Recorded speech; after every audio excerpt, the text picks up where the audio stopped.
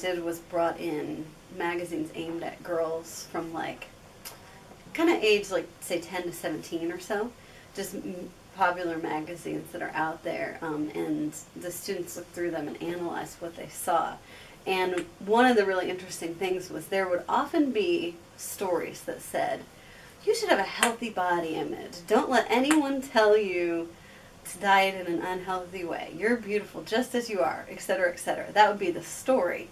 But then on the facing page, it would be an advertisement for diet pills or exercise programs or just advertisements in general with really, really skinny women across the board. I think that women are objectified in advertisements especially, and there is a lot of websites out there that go against that and show you and explain what these advertisements are doing to help you stay away from it or not to buy those products, which I think is great. It was just really interesting to see how it starts with really young girls and goes all the way up through high school, this focus on being beautiful and being feminine in this particular way. Interesting to see the kind of messages that they were sending out to young girls, and obviously young girls aren't thinking about these kind of things.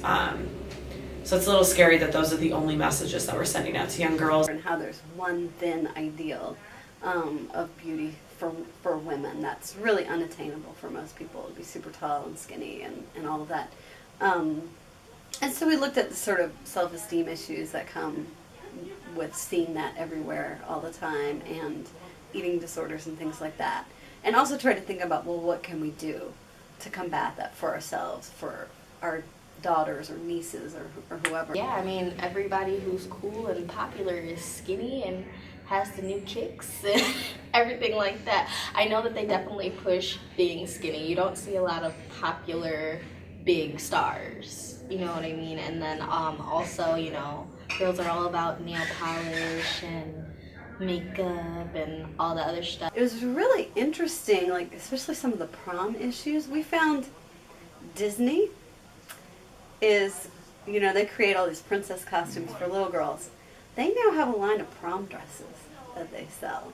And I know a lot of the younger ones talk about like relationships, and they even have like little quizzes on like, oh, are you ready to date? And you know, it's weird. That's one of the examples of how I wanted them to not just read about how gender socialization occurs or how children learn about gender norms, but actually test it out and see for ourselves. And so Professor Swanson actually has